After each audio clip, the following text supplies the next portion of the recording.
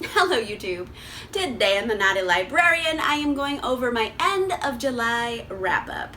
So the first half of July was a little up and down. I either read books that I really enjoyed or books that I was just DNFing right and left. So yeah, there were some ups and downs there.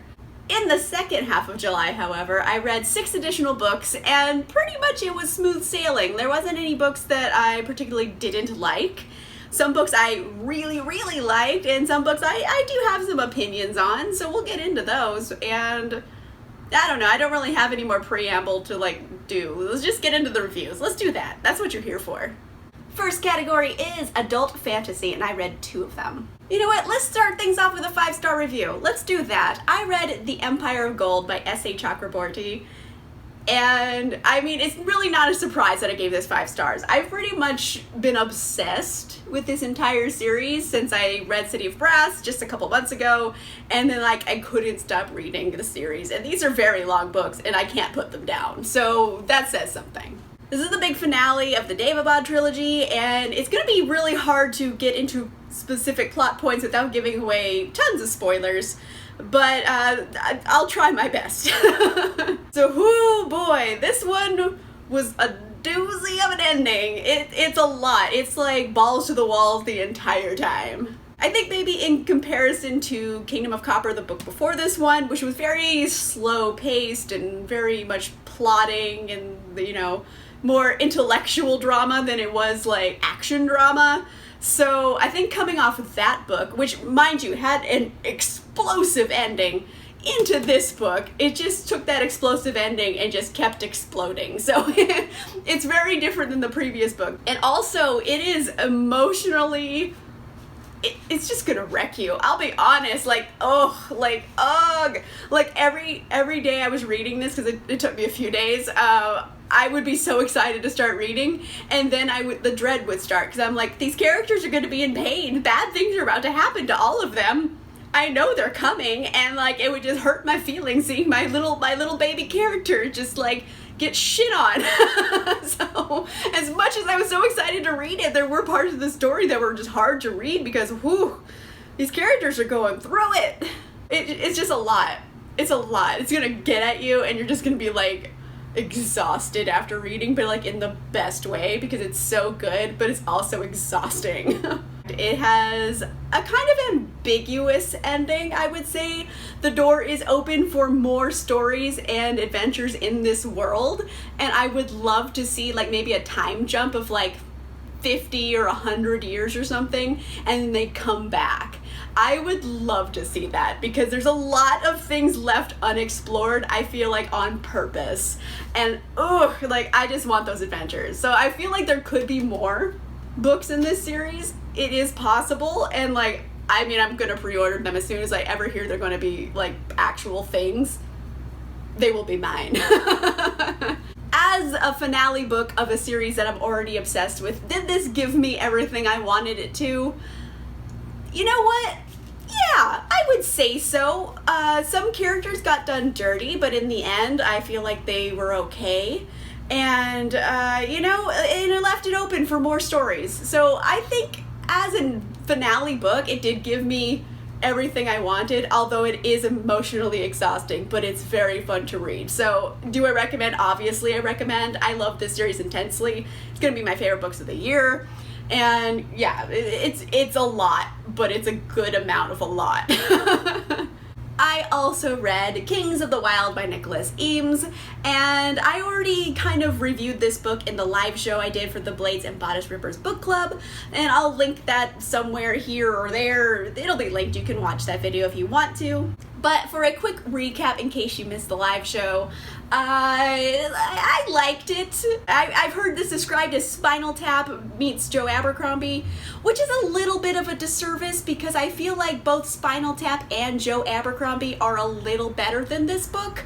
So when you're comparing it to those two things, I don't think this one lives up to the hype of that, but I do see those influences. So it's a correct analogy, but it's not the best analogy, essentially.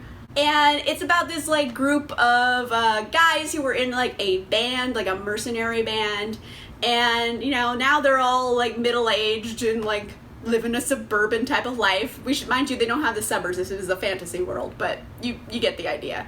And they all have to like get back together for one last like heroic quest. And there's a lot of very juicy things that could have been gone into deeper, I feel, if this book was trying to take itself seriously. But the fact of the matter is, the book isn't trying to take itself seriously. So if you're looking for something like meaty and like a good character study, I don't think this is the book for you. If you're just looking for something like fun and silly and action-packed and an adventure, like, it's gonna be fun. I ended up giving it like 4 stars because I genuinely had a lot of fun reading it. I think it's very action-packed and I enjoyed the adventure elements. But does it have problems? Yeah, I think the biggest one is that it has a heavy dose of male gaze in it. Like, a character is being referred to as having melon-like boobs. Like, every time I see a line like that, it's just like, oh, that's how you're gonna do it, okay. But, I mean, it kind of works for the characters in a way because these guys aren't very sophisticated people. You know, they made their living by swinging a sword, not by thinking thoughts. So the humor, while juvenile, makes sense. So I don't know, I thought it was silly and fun. It's not like a great book, but it's not a terrible book. So I don't know, it depends what you're looking for. If you just want something silly and fun and adventure, you're definitely going to love it. If you just want something very deep and you really want to get into the characters and their psyche, a la Joe Abercrombie, I don't think you're going to find that here. So it depends what you're in the mood for. But overall, I did kind of like it. I thought it was fun. Next category is YA books with musical titles, and I read 2 of them. I read A Song of Wraiths and Ruin by Roseanne A. Brown, and this was a super anticipated book for me. I was super excited. I pre-ordered it. I had to read it immediately, and in the end, I think I gave it like 4 to 4.5 stars, 4.25 stars. We'll leave it there. I gave about that. Were there some things that I thought could have been done perhaps better? Yeah, there was some problems with it being a little repetitive, I would say. Like, while in a good way, these characters are very interesting and have, like, certain traits that I don't see a lot in a lot of YA books. For example, Malik, he is obviously suffering from a anxiety disorder. He has a lot of panic attacks, and I don't always see that accurately portrayed in a lot of media, so seeing a character have like a real struggle with that and have it accurately presented was really interesting, and I enjoyed seeing that. However, it does get repetitive if that's the only character trait that's really being developed a lot in the character, if you understand my meaning. Like, if every time you see the character, the point of their character is like they're having a panic attack, it's like, there's other things going on, you know what I mean? So things like that, they got a little repetitive, but the idea is solid. So I think that's just like gonna come along with like the next book in the series, because I feel like there'll be less repetition then. But overall, I think this is a really, really cool concept. The world building is awesome. I genuinely did not predict the ending. So props where props are due. Like, I did not see the ending that way. Like, there were hints that I could have predicted, but I didn't see it ending that way. So woo, this book surprised me. That's hard to do at this point. So yeah, it gets credit where credit's due here. Definitely took some turns that I didn't expect. And the basic gist of the story here is that there are these 2 characters we're following, Malik and Karina. Malik is a refugee type character, and he gets tangled up with the gods, and they steal his sister, and he's like, well, shit, I gotta like save my sister. Mind you, Malik does have this panic disorder, so this makes his job a little difficult. And there's this big festival going on, and you can be a competitor in it, and then at the end you get like a prize. And so Malik joins it, and he joins it for one particular reason. The thing he has to do to get his sister back is murder the princess, and the princess is running this big competition. Enter Karina, the princess. She is very much a 17-year-old girl. And I don't mean that in a bad way. I feel like this is an accurate representation of what a 17-year-old girl would do in a position of power, because she is just so lost. Like, I feel like genuinely she doesn't know what to do. She's trying her effing best, but like people are not being nice to her, and she's really trying hard, but like the immaturity of her character works because it's accurate. Like, I feel like a 17-year-old character would be equally as confused and dumbfounded by things. So she is trying very hard to resurrect her dead mother, and in order to do that, she needs a heart of a king. So she's like, hey, guess what? Whoever wins the competition is gonna marry me and be king, and then she's gonna murder them and take their heart and make her mom live again. So basically, Malik and Corinne are both on the mission to kill each other, but, you know, kissing. Personally, I like that trope. It's like, oh, we've been destined to kill each other, but we can't stop making out. Chef's kiss. Like, I love that trope. And also the setting in here and the mythology is so rich. Like, it's so nicely done. It's just incorporated into everything, and every part of this world has like this touch of little bit of magic in it, and it makes perfect sense. I think it has like a dash, I would say, of Avatar, that kind of magic. If you like that series, you would see an influence in this, so I think I would recommend it to Avatar fans. And you know what, for a debut, not just for a debut, this is a debut, and it's a pretty good one. I gave it 4.25 stars. I thought it was genuinely really good. Is it a YA book? Definitely. I don't really think this is a masquerading YA book where it's like, no, this is for adults, but we put it in the YA section. Like, no, like, this is a YA book, however, a very good one. So, do I recommend? Obviously, I gave it over 4 stars. It's very good. And you know what? I think I'd read the second book.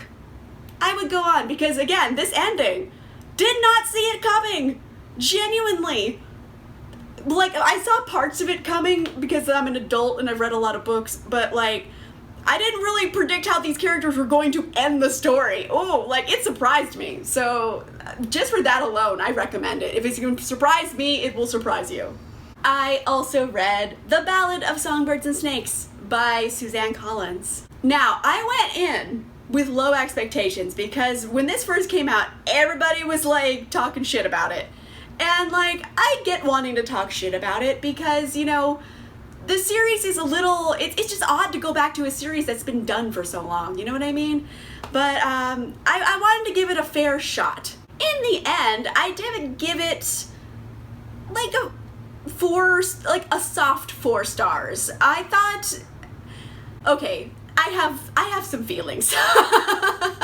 Like, if I take out my personal tastes and I just look at the craft here and how the story is constructed and the writing style, I think it's very good, actually. It's Suzanne Collins. We all like The Hunger Games for a reason, and that level of writing is still here. So I feel like it's on par with Hunger Games, and also I think the characters, there's a bit of neurodivergency here, I would say, and it's done spectacularly. In particular, President Snow, well, he's just Coriolanus Snow in this. He's just a kid, and the way that she writes the character, it is abundantly apparent that this is a sociopath.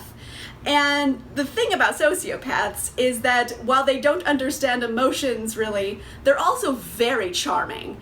And seeing the character be portrayed so accurately as a sociopath was spectacular. Like, I feel like the writing here is genuinely amazing. Like, this is a genuine sociopath character. However, putting back in my emotions here, this is where I think the disconnect happens. This is about a sociopath character. And the thing is, the portrayal of a sociopath here is very accurate and so nuanced and well done. However, we are being told that the story from the sociopath's perspective. And that can be good and bad sometimes. Sometimes you're reading a book where the character is complete sociopath, but oddly charming to the reader. You understand that what they're doing is evil, but like, you understand why they're doing it, and you kind of root for them in a strange way. I would say a good example of this is You by Carolyn Kepnes. Joe is a legit psychopath, sociopath character, but like, you kind of really like him. The problem here is that we're reading about a sociopath character from their perspective, but he is doing nothing to charm me as a reader. Which I think is on purpose, because this is a character who is essentially responsible for murdering children every year and just running a complete fascist government. We're not supposed to like him and like empathize with this character. So I understand that, and I think it would have been very problematic if we were meant to empathize more so with Coriolanus than we are able to in this book. But that leads to the bigger problem of, who is this book for? Like, you have a main character that, while well written, is thoroughly unlikable. Like, you're not supposed to like him, so it's like, why am I reading a book about a character I do not like and I'm not supposed to like, who's not even all that charming to me? So I think that's where the disconnect comes in, and why people maybe weren't liking this book, because it was done so well that it's a little too well done. It's gone so far in the accurate description that it's less fun description happens. And I don't know, I think that's just like a balance that maybe wasn't found here in like reader enjoyment, because there's a lot of books where you hate the character but you still like reading about them. Like I mentioned, You by Carolyn Kepnes. You hate Joe, he's horrible, but you can't stop reading about him. And Coriolanus fails on that aspect. You hate him, he's doing evil things, but you don't like him. You know what I mean? Like, there's not like that likability factor. So I think that's the main problem here. However, like I said, it is very well written. I can't like take that away from it. It's masterfully written. I think Suzanne Collins obviously knows how to write a book at this point. So is it good? Technically, yes. Will you maybe enjoy it? That's up for debate. So it's one of those books that's very good, but it left the reader out of the equation almost, where it's like, yes, I know I'm not supposed to like the character, but like the problem is I don't enjoy reading about the character because there's nothing charming about him for me. So I don't know, I gave it 4 stars because it's genuinely good, but it's just, who is this for? Because you wrote a book about all, like, a really unlikable character and didn't make him likable at all to make him compelling to read about. It's one of those, it's a balanced situation, and I don't think it's very balanced. Last category is LGBTQ plus historical fiction, and I read 2 of them. I finally read The Lady's Guide to Celestial Mechanics by Olivia Waite. I'm so glad I read this.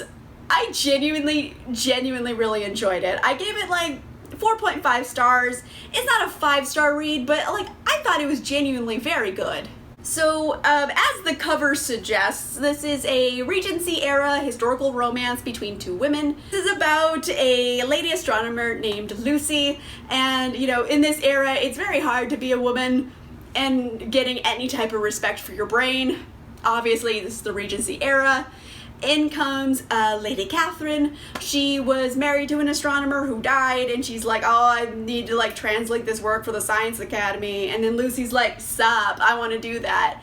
And then Catherine's like, okay, and then like kissing. I really enjoyed that this book wasn't trying to be something that it wasn't. I've read other LGBTQ plus books that I feel are trying to imitate hetero romances, like the tropes in those, too much, and they're not always accurate to an LGBTQ relationship. So in this one, you see those hints of like the tropes you see in hetero Regency era romances. You see the hints, you see the inspiration, but it doesn't take those tropes and run with it. It's its own thing, making its own tropes, and it feels very accurate for a romance between 2 women. It's not trying to suggest one of these is like the man of the relationship, if you get what I mean. They're both women, and it's really cool to see like an accurate FF romance portrayal. Hey Amanda, how's the smut? I'm glad you asked. It's pretty top notch. I thought it was pretty good. It's not like overly smutty. There's definitely some smutty scenes though, and lots of clear consent. And I think it's just overall very well done. I genuinely enjoyed this. I thought it was really good. Even like the astronomy side plot with like, you know, misogyny and that whole thing going on, also very good. The romance was good, the side plots were good. I enjoyed this book. I recommend it highly, especially if you like Regency era romances and you want to try something fresh and different. I definitely recommend. I thought it was very good. The last book I read in July is The Boy in the Red Dress by Kristin Lambert. Yes, I do know this was in my August TBR list. However, I finished it on July 31st, so it just snuck into July. I don't go out of my way for like historical fiction, besides, you know, romances, and this one I wouldn't say it's a romance at all. It's more of a gumshoe story. It's a murder mystery, and it also takes place during the jazz age in New Orleans with also drag queens. So all of those things combined make me very excited to read this book. In the end, I don't know, I gave it like 3.5 stars because, and I feel like a kind of a brat for doing it, because I'm looking at this book as an adult reader, when this is definitely a book for a YA audience. So I was trying to take that out of the equation, because if I think about reading this book from like age 13 and up, then I think it's really, really good for the age group it's presenting itself towards. Yeah, for teen readers, I think this is excellent. It's definitely a YA story. The characters aren't nearly as complex as I would expect in an adult book. Things are a little PG-13, I would say, but definitely really good for a younger audience. As an adult going in, however, I mean, if you're expecting like an adult kind of gumshoe story, you're not going to get it here. And that's not to say it's not a gumshoe story. It still is about a murder mystery and, you know, finding clues and suspects and all that good stuff. But it's for a YA audience, so it's not going to be nearly as complex or exciting as you would hope. So I don't know, I think if you know some teens in your life, I would recommend it to them, because they probably really like it. As an adult, you might feel underwhelmed. The basic gist of the story here is that we are following Millie. She is a teen who is kind of helping her aunt run this speakeasy during, you know, Prohibition era. And her best friend is Marion, aka the titular boy in the red dress. And then, wouldn't you know, one night this girl comes into the club, she's saying, "Have you seen this person?" And she's holding up this picture of Marion. One thing leads to another, the girl ends up dead at the club, and they're like, well, shit. And the cops are very quick to blame Marion because, you know, it's the 30s, and, you know, gay people got roughed up on the regular in those days, so it's not a good situation for Marion.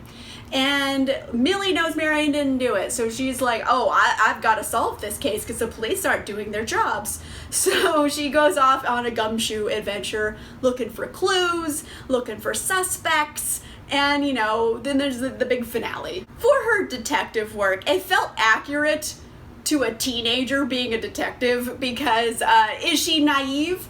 Is she reckless? Yes, but as a 16, 17-year-old character, that would make a lot of sense.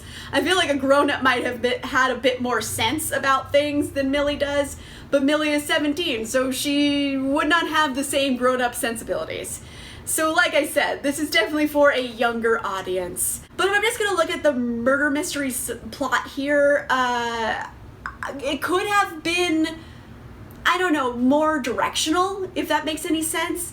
There's a lot of focus on just looking for clues, and not a lot of focus on particular suspects. Like, we don't really get a red herring here and there.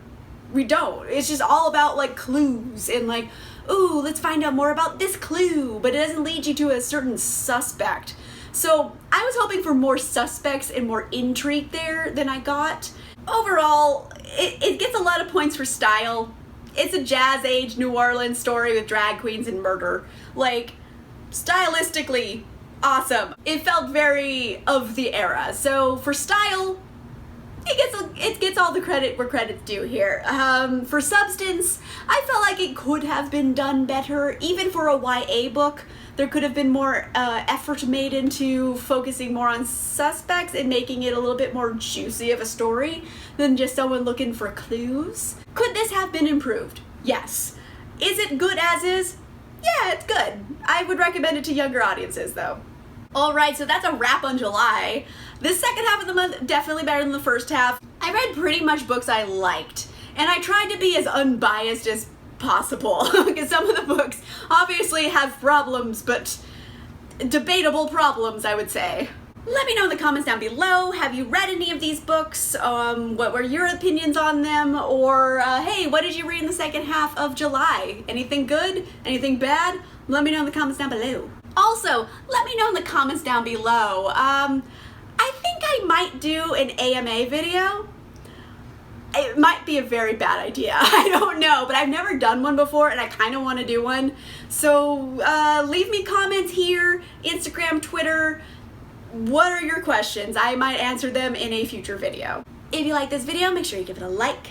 And if you want to see more videos, make sure you subscribe. And I'll see you guys soon. Bye!